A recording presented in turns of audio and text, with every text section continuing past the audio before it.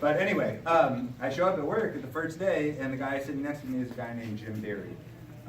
And Jim was a graduate of one of the first programs of i.c.stars. I don't think he was in the first class. I'm going to have to check on some of the details, but he was like first or second or third class or something like that.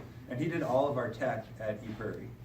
And it was like, I was 22-ish, 23, and it was really my first job, and I didn't know anything about business. I had never spent 2 seconds thinking about fostering diversity in the workplace.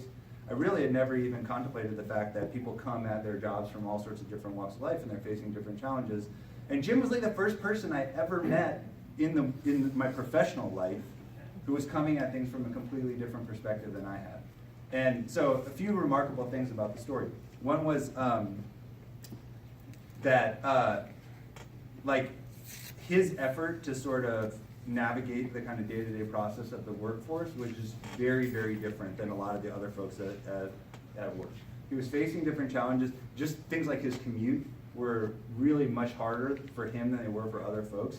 And it was an interesting process in a company of like 10 or 12 people to actually become aware of that and think about what you could do to help this person out and help them have a better experience. I remember one time, as many startups do, like we ran out of money and they told us that they weren't going to pay us. And Jim like asked to borrow money for a couple of weeks. And so like I lent him $100 and he paid me back. And that, I like remember talking to my then girlfriend, now wife, about it. I was like 23 years old and I really didn't even have that much money. And like being kind of a part of that interaction was like a really important part of me becoming aware of just how serious this is.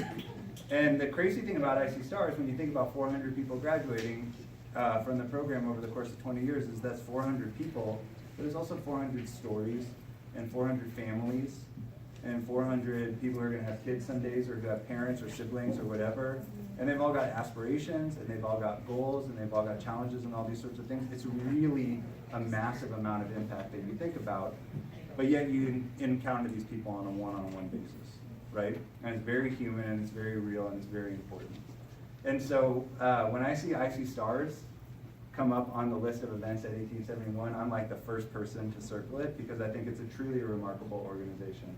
And I think it's important to think about the fact that each one of those people has a story and a legacy and they continue to grow and then they give back to the community.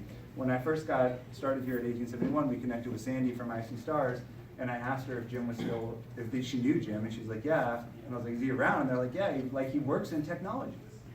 And so here it is, like 16, 17 years later, and he's still doing what he got training to do.